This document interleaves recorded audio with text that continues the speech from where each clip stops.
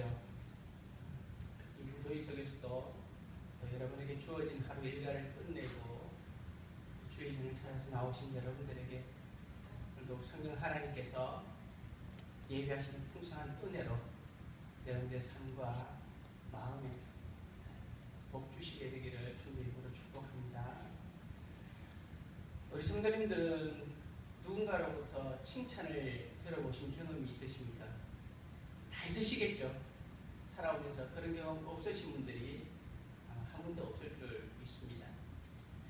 내가 어떤 일로 인해서 다른 사람으로부터 칭찬을 들었을 때 여러분들 어떤 기분이 드십니까?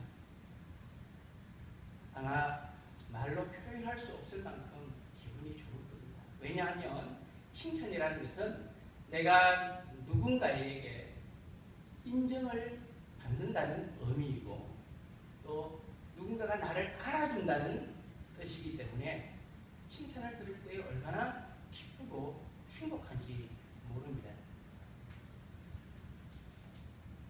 우리 자녀들 중에 고학년들은 그러지 않지만 초등학교 저학년들은 아마 학교에서 선생님에게 칭찬을 들으면 집에 와서 엄마 오늘 선생님이 내게 이런 칭찬을 하셨어, 이렇게 말씀하셔서 이렇게 자랑을 하잖아요. 그만큼 칭찬이라는 기분 좋게 하는 것입니다. 우리 성도님들도 교회에서 주의를 하셨을 때 담임 목사님으로부터 우리 장로님, 우리 권사님, 집사님 참 최고입니다. 정말 잘하셨습니다. 이런 얘기를 들으면 여러분들 되게 기분 좋잖아요. 그죠? 네, 칭찬이라는 것이 바로 그런 것입니다.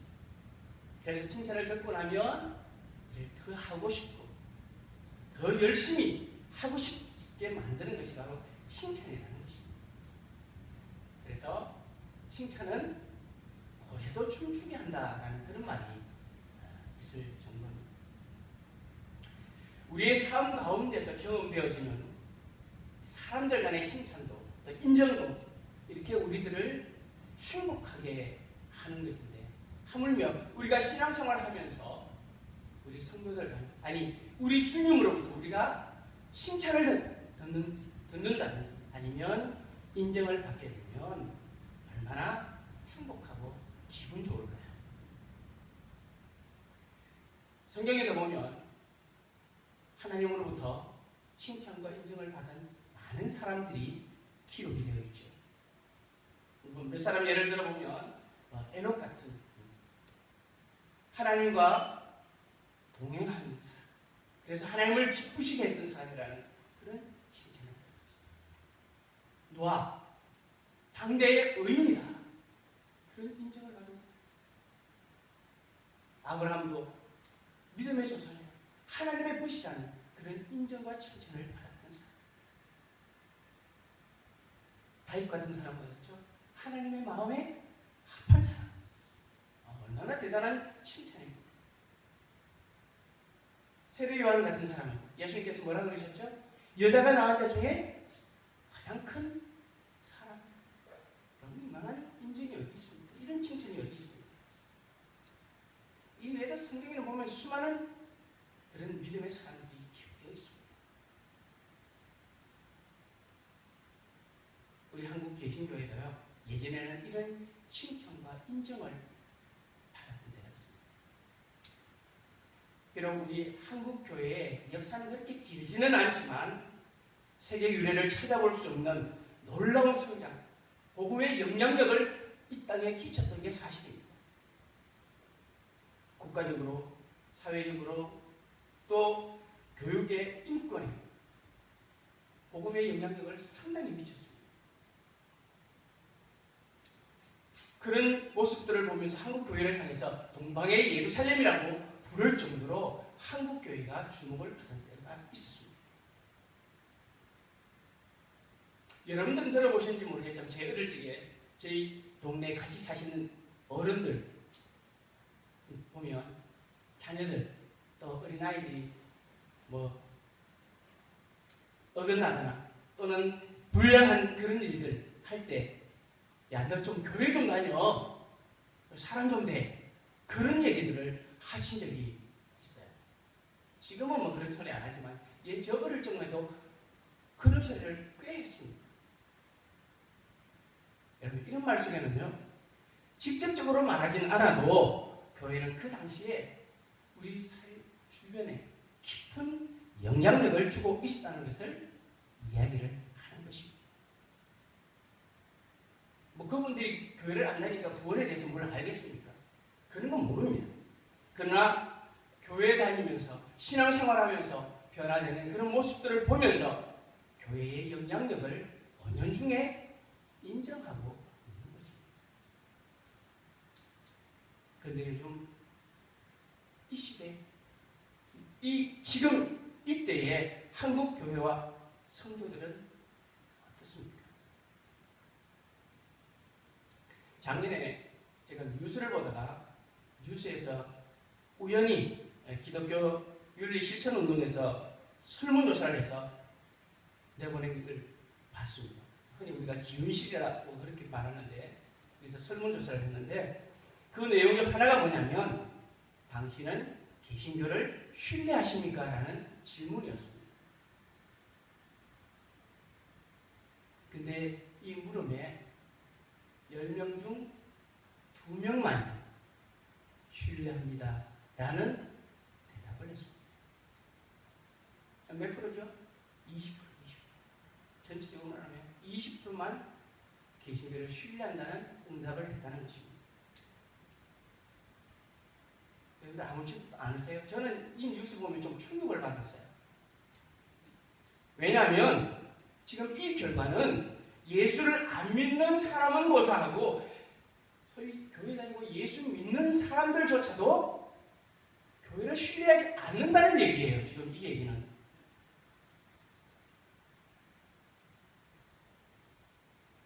이런 결과가 나온 이유가 무엇일까요? 왜 이런 설문조사 결과가 나왔을까요? 근데 제가 살펴봤더니 2016년 작년뿐만 아니라 2013년에도 기운실에서 똑같은 설문조사를 했던 적이 있었습니다. 그런데 그때는 기독교를 신뢰할 수 없다고 이야기한 이유가 이렇게 나와 있었어요. 교회가 어렵고 힘든 사람들을 나몰라 한다. 쉽게 말하면 교회 이기주의. 교회 외형은 자꾸 커져가는데 어려운 사람들은 잘 안 돌보더라. 선교가 봉사가 잘 안 되더라. 그런 이야기들이었어요. 근데 2016년도의 설문조사의 결과는 그게 아니었어요. 교회에 다니는 사람들이 말과 행동이 달라서 그래서 개신교를 신뢰할 수 없다. 그렇게 대답을 한 것입니다. 그게 이유였습니다. 그러니까 같은 질문인데 대답의 이유가 전혀 달라진 것입니다. 뭘 얘기하느냐면 예수 믿는 그리스도인들의 은행일치가 안 된다. 신앙과 삶이 전혀 다르더라. 라는 것을 지금 우리에게 알려주고 있는 것입니다. 이제는 성경과 봉사의 문제보다는 그리스도인의 윤리와 도덕 문제가 심각한 상태에 와 있다는 것을 우리에게 은연중에 알려주고 있다는 것입니다. 여러분들도 다 공감하실 겁니다. 언제부터인가 우리 한국 개신교와 성도들은 사람들의 비판을 넘어서 비난과 불신의 대상으로 변화되어 가고 있다는 것이 지금의 현실입니다.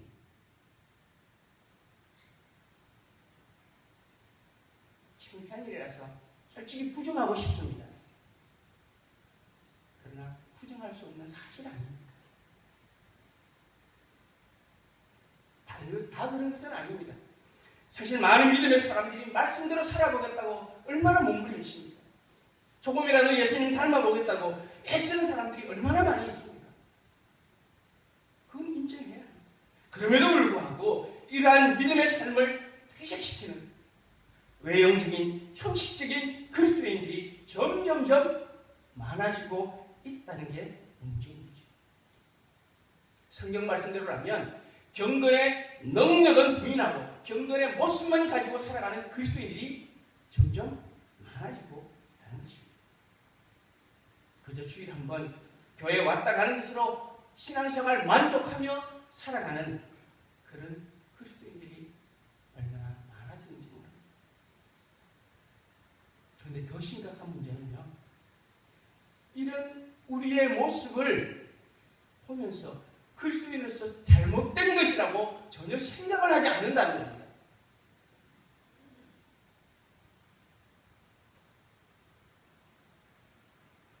우리 그리스도인들의 신앙과 삶은 구별되어 있지 않습니다. 신앙이 곧 나의 삶이고 내 삶이 곧 신앙으로 믿음 생활로 이어지는 것입니다. 그런데 우리는 자꾸 신앙과 삶을 구별하려 합니다. 나누려 합니다. 그래서 교회 안의 모습과 교회 밖의 모습이 확실히 다르다는 것을 자꾸 느끼게 되는 것이죠.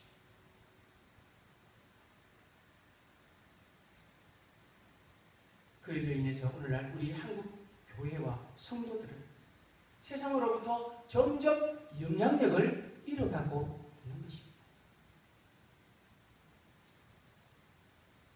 그러니 전도는 더 힘들 수밖에 없습니다. 어쩌다가 누군가에게 우리 예수 믿읍시다, 교회 갑시다 하면 그냥 열심히 믿으세요. 그게 우리에게 돌아오는 대답입니다.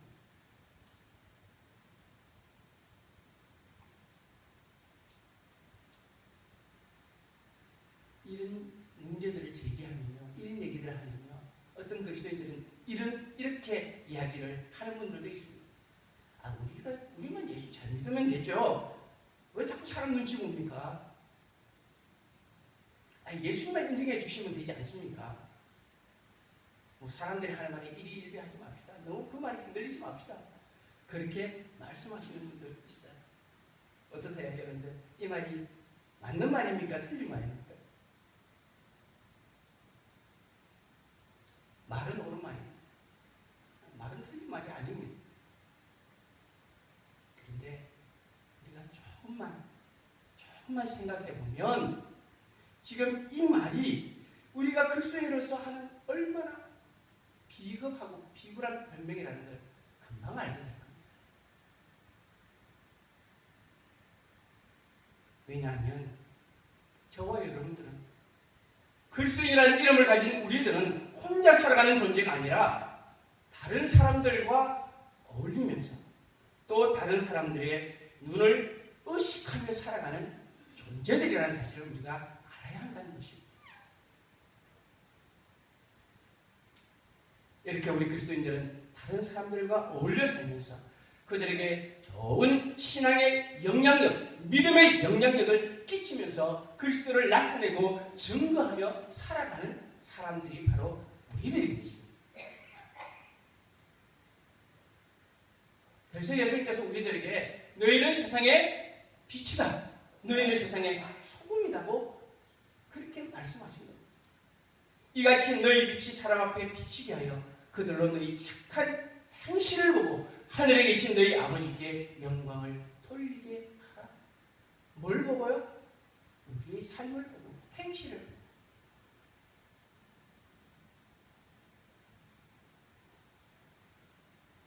아마 이제 돌아오는 주일날 오후 예배 때 목사님께서 또 설교하시겠죠. 마태복음 2장 43절에서 47절을 보면 초대교회와 성도들의 삶의 모습이 나옵니다. 그 가운데 마지막 절 47절에 보면 이렇게 되어 있어요. 온 하나님을 찬미하며 또 온 백성에게 칭송을 받으니 주께서 구원받는 사람을 날마다 더하게 하시니라. 하나님을 찬미하면 누구에게 칭송을 받아요? 온 백성에. 사람들에게 칭송을 받아야 돼요. 인정을 받아야 돼요. 아, 저 사람 예수 믿는 사람이구나. 교회 다니는 사람이구나. 그래야 뭘 한다고요? 그들이 예수 믿을 마음이 생긴다고요. 전도가 된다는 말이에요. 이것이 오늘 살아가는 우리 그리스도인들이 보고 배우고 살아가야 할 참된 삶의 모델입니다. 오늘 우리가 읽은 본문 속에 예수님께 크게 칭찬과 믿음의 인정을 받은 사람이 나오고 있습니다. 그런데 이 사람은요, 택함 받은 백성, 선민이라고 말하는 이스라엘 백성이 아닙니다. 이 사람은 이방인인 로마 백부장입니다. 자, 오늘 우리가 읽은 말씀을요, 여러분들이 유의해서 살펴보시면 세 사람이 등장을 합니다. 첫 사람이 바로 백부장입니다. 이 백부장은 갈릴리 지역 가브나움이라는 곳에 파송되어서 주둔하고 있는 로마의 장교입니다. 100명의 자기 부하를 데리고 그 지역의 치안을 담당하고 있는 군인, 장교의 백부장이라고 합니다. 조금 더 쉽게 설명을 하면 그 지역에서 가장 힘 있는 사람, 권력자에 해당이 되는 사람이 바로 이 로마의 백부장입니다. 또 한 사람은 중풍병에 걸려서 고통당하고 있는 백부장의 하인입니다. 여러분, 이 당시에 하인, 종은요, 오늘날과 같은 그런 우리가 생각하는 종이 아니에요. 요즘은 뭐 종이라는 개념이 없지만 이 당시에, 예수님 시대 당시에 이 종은 물건입니다. 죄송한 표현이지만 돈을 주고 사고 파는, 매매하는 그런 존재들입니다. 인간 이하의 취급을 받던 그런 사람들. 자, 그리고 또 한 분이 바로 예수님이죠. 우리는 예수님 그러면 예수님 우리 구주 그 생각을 하지만 이때 당시에 이 상황에 예수님은 특별히 로마 백부장의 입장에서 보는 예수님은 단순한 이스라엘 한 청년에 불과해요. 나이 30살 먹었으니까 노총각이잖아요. 단순한 청년이에요. 로마 사람의 입장에서 보면 그저 보잘것없는 사람이에요.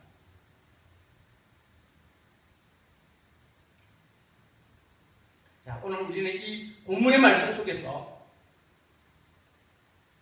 예수님께서 이 백부장을 향해서 칭찬과 인정을 해주셨는데 도대체 무엇 때문인가 우리가 한번 볼 텐데요. 백부장의 믿음에 대한 것만 우리가 볼 게 아니라 인간적인 그 측면에서도 오늘 이 백부장을 통해서 우리 그리스도인들이 지녀야 할 생각과 삶의 모습들을 우리가 보아야 한다는 것입니다.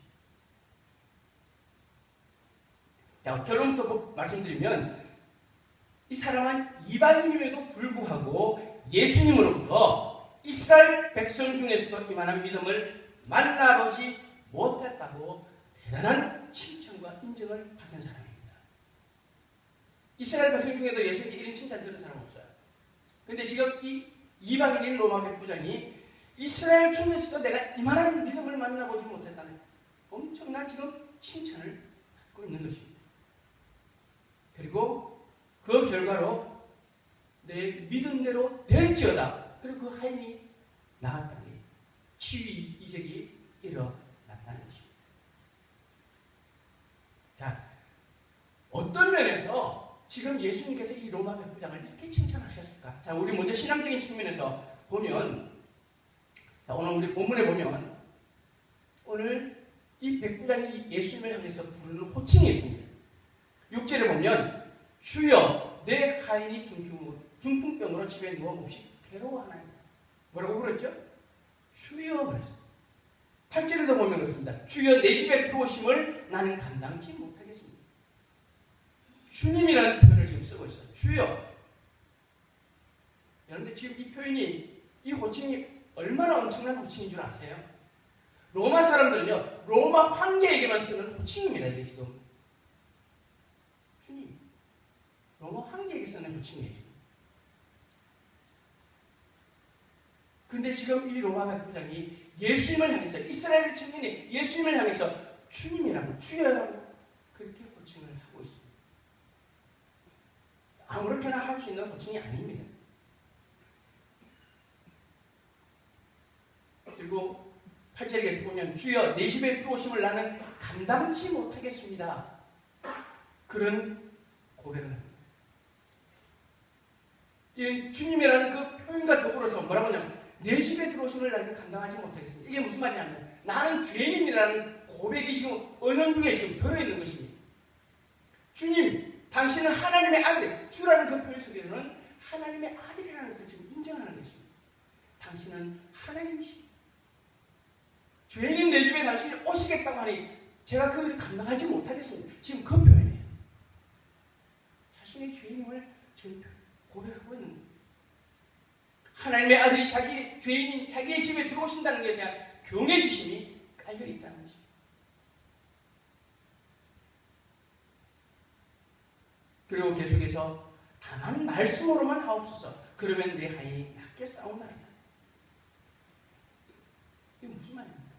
당신은 그리스도십니다. 메시아입니다라는 말입니다. 그러면서 자기가 군인이기 때문에 명령에 따라 움직인다는 그 얘기를 하죠. 당신은 하나님이십니다. 메시아입니다. 말씀만 하셔도 될 줄 믿습니다. 그 말이에요. 군인이 명령하면 부하들이 그 명령에 따라서 말 한마디가 움직이는 것처럼 하나님이신 당신이 말씀하시면 말씀한 대로 되는 줄 믿는다는 그 말이에요. 예수를 그리스도로 메시아로 인정하는 거예요. 말씀만 하시면 말씀대로 되는 줄 믿습니다. 말씀의 권위를 지금 인정하고 있는 것이죠.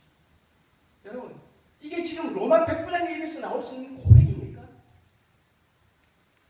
우리는 그냥 성경에 기록되어 있으면 그런가 보다 생각하지만 그 상황을 살펴보면 엄청난 고백이라는 겁니다.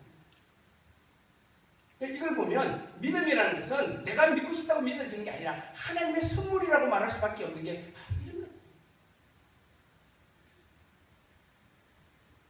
이 로마 백부장이 언제 예수를 믿어서 유대교를 어떻게 알아서 이런 고백을 할까요?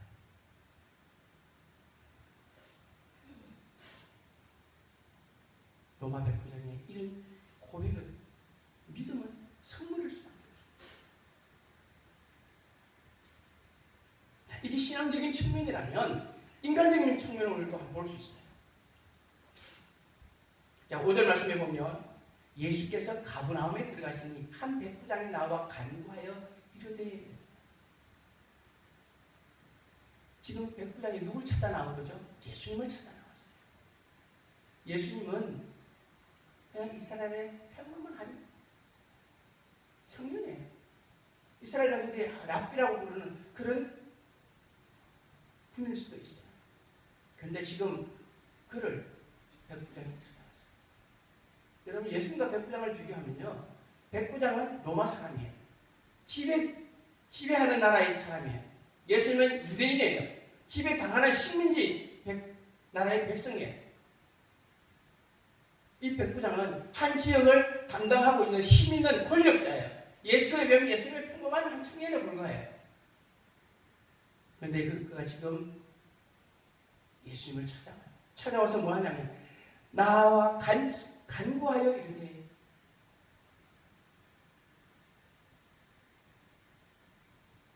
그 지역을 다스리고 감당하는 한 권력자가 예수 앞에 나와서 자기의 모든 권위를 내려놓는 거예요.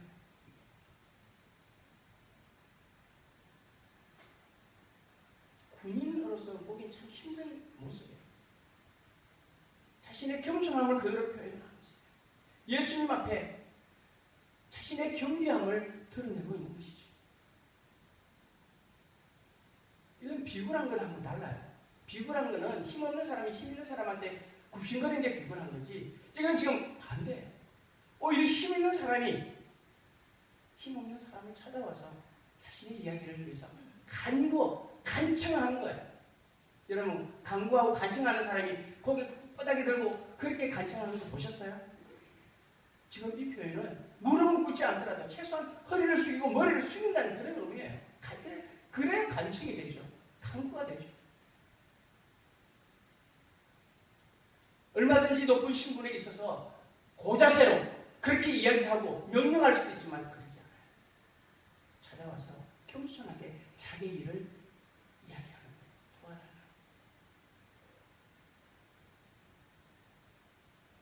오늘날 교회 안에서 참 많이 이야기하는 것 중에 하나가 겸손이에요.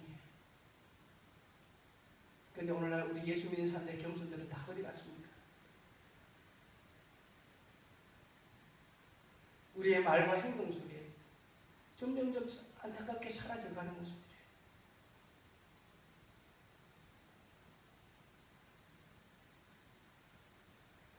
또 하나는 이 백부장이 예수님을 찾아온 이유입니다. 6절 말씀에 보면 이르되 주여 내 하인이 중병으로 집에 누워 몹시 괴로워하나이다. 이게 지금 백부장이 예수님을 찾아온 이유입니다. 누구 때문에? 내 부모 때문에? 내 아내 때문에? 내 자신이 지금 아팠어요? 아니요. 누구요? 하인 때문에, 종 때문에 지금 찾아온 거예요. 좀 전에 말씀드렸죠. 종은 그때 당시 뭐라고요? 물건이요. 돈 주고 사고 파는, 아프다 혹시 아프다가 죽어도 그냥 내다 버리면 그만이에요. 그런 존재가 하인이에요. 종이에요. 근데 이 백부장이 다른 자기 가족도 아니고 다른 자신의 친구도 아닌 자신의 집에 있는 이 종 때문에 그 종이 중풍병으로 고통스러워하는 그 모습을 안타까워서 예수님을 찾아옵니다. 여러분 중풍병이 뭔지 아시죠? 우리 흔히 풍 맞았다 그러잖아요. 뇌졸중이나 뇌경색을 통해서 이렇게 오는 거. 심하면 사망하잖아요. 회복된다도 이건 반신불수예요. 현대도 지금 현대의학으로 지금 중풍병 못 고치죠. 완치 안 됩니다. 당신은 어떻게 했어요? 걸리면 이렇게 심한 고통 속에 앓다가 죽는 거예요.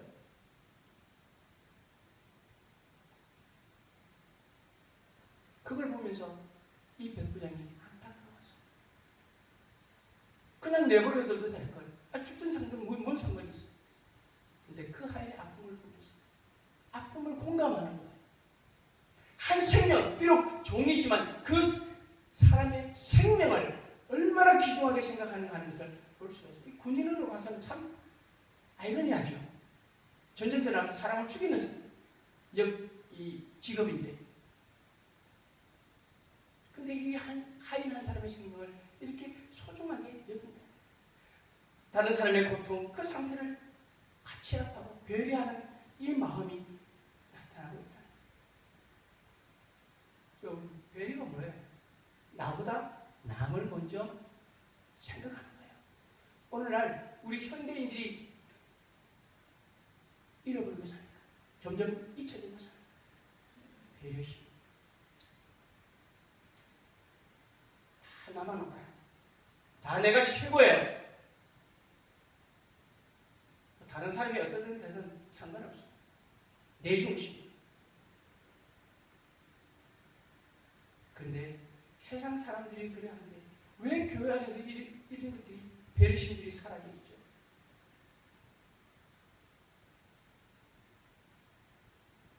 근데 이 배려심은요, 지금 이 하인에게만 나타나는 게 아니에요. 자, 아까 우리 8절에 보면 예수님께서 내가 가서 고쳐주겠다고 말씀하시죠. 그러자 백부장이 그러잖아요. 내 집에 들어오시는 내가 감당치 못하겠습니다. 다만 말씀만 하십시오. 여러분, 내 집에 들어오심을 나는 감당치 못하겠습니다. 이 말에는요, 아까 우리 예수님을 그리스도로 메시아로 인정한다는 그런 신앙적인 고백이 있었죠. 그러나 이 속에는 예수님을 향한 배려심도 포함되어 있어요. 무슨 얘기를 하면, 당시 유대인의 관례는요, 유대인들은 이방인들과 교제 금지. 그게 유대인들의 관례예요. 이방인들, 죄인, 그 사람들이 말하는 죄인, 창기나 뭐 세리들 교제 금지. 그게 법이에요.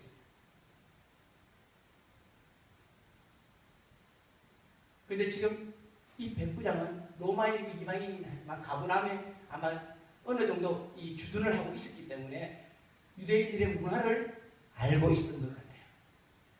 그래서 예수님께서 직접 집에 가서 고쳐주겠다 했지만 아닙니다. 아닙니다. 저희 집에 오시지 않으셔도 돼요. 당신은 하나님이시니까, 메시아시니까 말씀만 하세요. 그러면 됩니다. 신앙에 대한 고백과 더불어서 그는 예수님에 대한 배려도 하고 있어요. 혹시라도 자기 집에 예수님 들어오셨다가 유대인들이 보고 예수님 또 뭐라고 그럴까?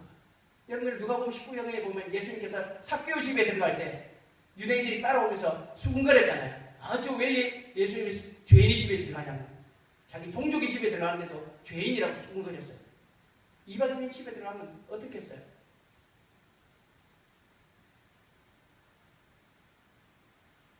이런 배려심을 가진 사람입니다.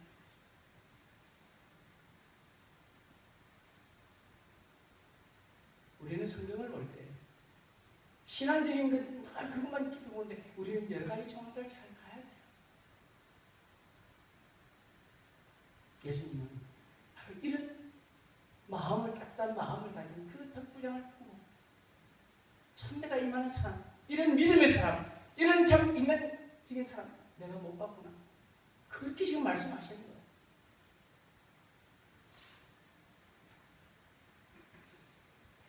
이 백부장이 보여주고 있는 모습이 오늘 우리 그리스도인들이 지녀야 할 믿음과 삶의 모습은 아닐까요?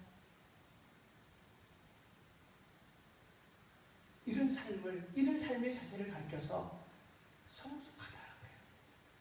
우리 한국교회는 성장은 참 많이 했는데 세계가 놀랄 정도로 성장을 했는데 이 성숙함이 너무 약해요.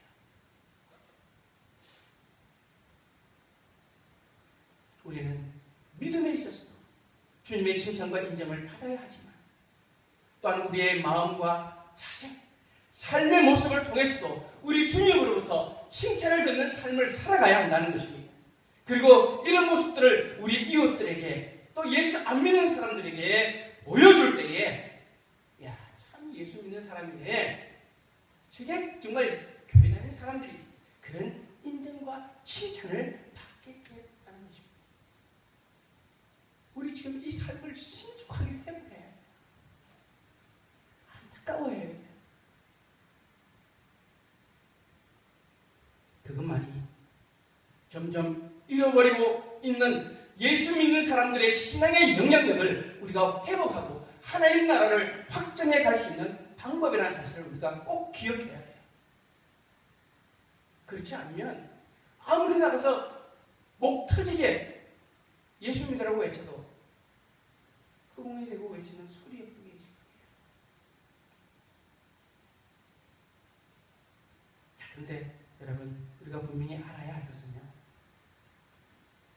여러분들 오늘 이 혹시라도 메시지를 오해하시면 안 돼요. 교회 본질이라는 것은 단순히 윤리적인 도덕적인 삶을 추구하거나 구제나 봉사하는 그런 것이 아니에요. 그건 교회 본질이 아니에요. 오직 교회의 본질은 복음을 통해서 그리스도를 증거하고 그리스도를 통해서 생명을 구하는 게 교회의 본질이에요. 다만 하나님의 은혜로 구원받은 우리 그리스도인들은 그 은혜에 감사하는 마음으로 섬기고 봉사하고 또 성령의 도움을 통해서 우리가 흠없는 백성으로 살아가기 위해서 몸부림치는 거예요. 그런 모습을 보면서 그런 그리스도인들을 보면서 칭찬하고 인정하는 것이지. 저나 여러분들이 예수 믿는 사람들이 완벽해서 칭찬하고 인정하는 게 아니라는 것입니다. 사랑하는 성도님들, 우리 모두 다시 한번 예수 그리스도 안에서 그리스도인다운 삶을 살아갈 수 있도록 이렇게 우리 자신을 한번 돌이켜 봤으면 좋겠습니다. 우리가 신앙의 연수가 짧아서 모르는 게 아닙니다.